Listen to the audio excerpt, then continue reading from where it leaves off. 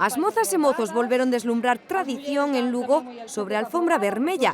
Mantelos, saias, refaixos, selas e camisas, calzóns ou monteiras eles. 46 persoas da Asociación do Traxe Galego saíron a lucir as vestimentas de gala que se poñían hai máis dun século a xente acomodada para desfrutar do domingo das mozas no San Froilán. As pezas que leva é unha chaquetilla que vai toda bordada, leva unha basquiña, que a diferencia da basquiña con un mantelo é que a basquiña é toda ela a peza e vai toda en roda, vale? Pecha o arredor da esa. E logo leva un mandil. E o demais si leva un mantón e a cofia. As mulleres sempre levamos a cabeciña tapada. Tamén amosaron traxes de cotío que vestían os que viñan do rural, da montaña cun feixe de pezas baixo a falda para resgardarse do frío. Aí ven a camisa, outra saia de lá, outra máis, outro refaixo, outro é unha mantela. Os homes tampouco lles faltaba detalle. Todo, pantalón, a chaqueta vale pagala. O resto xa non. Levo por abaixo outro chaleco. Nada, a faixa, todo o meu reloj que o levo aquí. Porque a feira íbase xa moi ben, era a saída máis importante que tiñan a xente que vive na zona rural. Entón xa poñían as prendas boas para ir á feira. Vestimentas que contrastaron co traxe de aldeán que no seu pase amosou a Asociación Traxandaina. O colectivo sacou a pasear a historia, cultura e tradición de Lugo.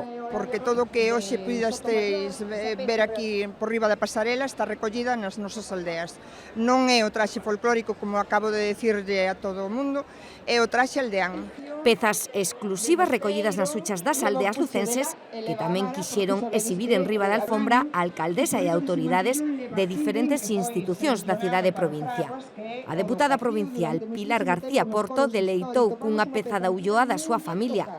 Un mostril, un mandil de mostra que lle chaman na comarca da Ulloa e que se diferencia ademais das que hai noutras zonas de Galicia porque esta franxa vermella que se ve aquí vai no medio da peza, non vai no fondo. E, bueno, a verdade é que é unha peza que calculamos que pode ter máis de 100 anos e é un orgullo cando ademais sabes que a tua avoa a levou na súa cabeza tamén. A moda máis tradicional, seguida por numeroso público. Precioso. Isto estuvo un tempo así un pouquiño morto, pero agora subimos para arriba todo en todos os pueblos, todas grupos que antes estaban mortos, agora volve a revivir todo isto, é precioso.